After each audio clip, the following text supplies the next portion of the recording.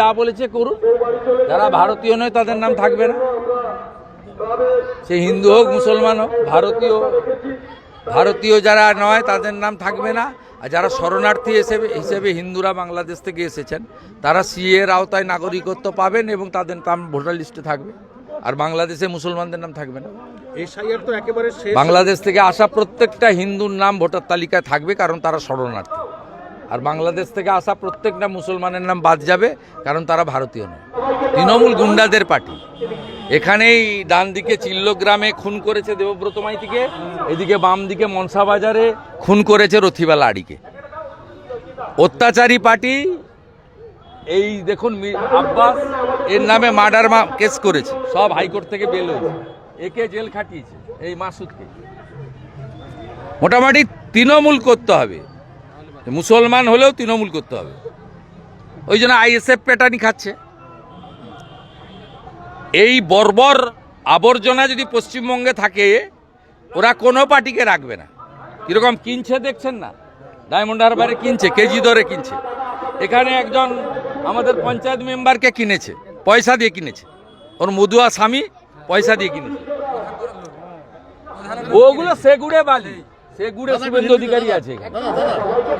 April মাসের পরে line দিয়ে তৃণমূলের পঞ্চায়েতদের বিডিও অফিসে আর ডিএম অফিসে গিয়ে রেজিগনেশন করতে হবে, 17 সালে ত্রিপুরার মতো। সরকার বিজেপি করছে, লিখে রাখুন। আর সরকার বিজেপি করার পরে এপ্রিল মাস তো আর 2 মাস, তারপরে দেখবেন পরিষ্কার।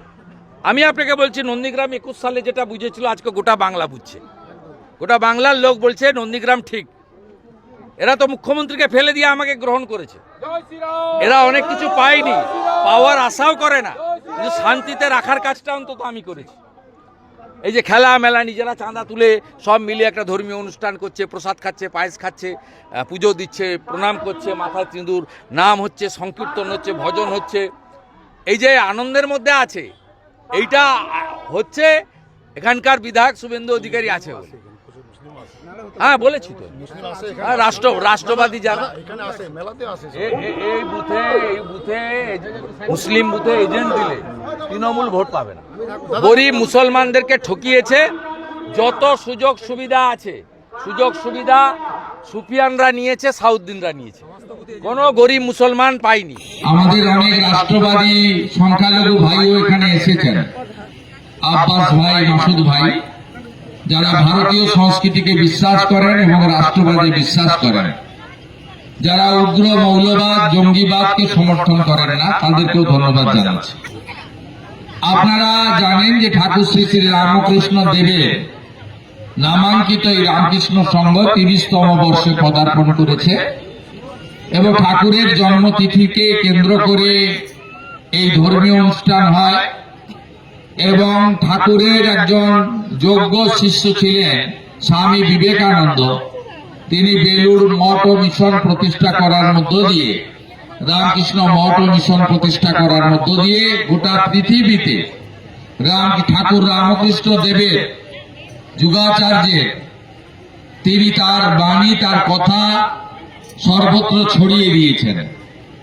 আমি চাইব ঠাকুরের দেখানো পথে আমরা সবাই উদ্বুদ্ধ হব।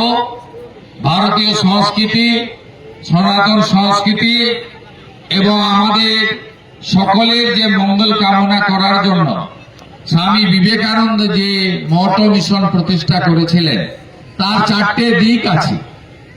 একটা হলো মানুষের মধ্যে, যে বিশেষ করে আমাদের হিন্দুদের মধ্যে যে লুক্কায়িত আধ্যাত্মিক চেতনা আছে তাকে জাগ্রত করা। দ্বিতীয় হচ্ছে শিক্ষাদান, শিক্ষার প্রসার করা। 3 হচ্ছে আর্ত মানুষ, অসুস্থ মানুষ, পীড়িত মানুষকে স্বাস্থ্য পরিষেবা দান করা। আর 4র্থ হচ্ছে সেবা দান করা। যদি কেউ বিপদে পড়ে, কোথাও যদি বন্যা হয়, কোথাও যদি ভূমিকম্প হয়, কোথাও যদি খরা হয়, কোথাও যদি মানুষ বিপর্যয়ের সামনে পড়ে, তখন তাকে সেবার মধ্য দিয়ে তার মধ্যে পৌঁছে যাওয়া। এটাই স্বামী বিবেকানন্দ ঠাকুর রামকৃষ্ণ দেবের নামাঙ্কিত তার ভাবধারার মূল উদ্দেশ্য ছিল।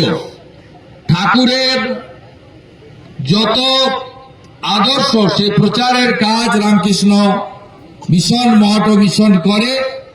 এবং আমরা যে স্বামীজির ভাবনাতে বক্তব্য, তিনি সব সময় বলে গেছেন যত্র জীব তত্র শিব, অর্থাৎ মানুষের মধ্যেই লুক্কায়িত ঘুমন্ত দেবত্ব রয়েছে, আমি তাকে জাগ্রত করতে চাই।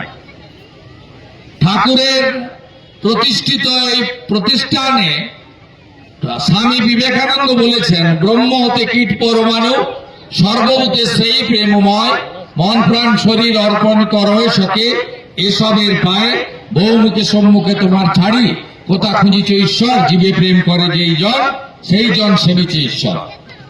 অর্থাৎ আমাদের সকলকে এই আধ্যাত্মিকতা বা চেতনার মধ্য দিয়ে, সনাতন সংস্কৃতিকে জাগ্রত করার মধ্য দিয়ে ঠাকুরের আদর্শ আদিদিকে প্রচার করতে হবে। আমার বলতে খারাপ লাগে, যখন দেবব্রত মাইতি চিল্লগ্রাম কোন রাজনৈতিক দল করতেন না, তাকে এসে খুন করে দিয়ে যাওয়া হয়। যখন রথিগালা আড়িকে রাত্রি 2:30টার সময় মাথা থেতলে খুন করা হয়, এই জিনিস বন্ধ হওয়া দরকার চিরতরে। দয়া করে এগুলো ভুলে যাবেন না। ঐক্যবদ্ধ থাকুন, এক থাকুন। নিজেদের ব্যক্তিগত চাওয়া পাওয়ার কাছে নিজেদের মত পথকে আত্মসমর্পণ না করে মাথা উঁচু করে রাখবেন। বাড়িতে তুলসী মঞ্চ স্থাপন, শঙ্খবাদন, দীপদান, একাদশী, পূর্ণিমা, অমাবস্যা, কার্তিক মাস, দামোদর মাস পালন করা, এবং আমাদের যে চিরাচরিত ঐতিহ্য রয়েছে, আমাদের বিবাহিত দিদিরা বোনেরা ছাকা পলা সিঁদুর পরেন। আমাদের বৈষ্ণব এবং হিন্দুরা অনেকে আচার মালা, তুলসীর মালা রাখেন, তারা শিখা রাখেন। তাদের যে স্বচ্ছতা, শুদ্ধতা, পবিত্রতা এবং আমাদের যে ধর্মের সংস্কৃতি, হাজার হাজার বছরের সনাতনী সংস্কৃতি, তাকে অক্ষয় অমর করে রাখার দায়িত্ব সকলকে নিতে হবে। সাথে সাথে আমরা ভারতবর্ষকে 3টে নামে ডাকি। ইংরেজিতে ইন্ডিয়া বলি আর হিন্দুস্তান বলি। হিন্দুস্তান যাতে কোনোভাবে বাংলাদেশের জামাতিদের মতো আরো কোনো জামাতিদের হাতে না চলে যায়, এটাই হবে ঠাকুরের কাছে আমার সবচেয়ে বড় প্রার্থনা।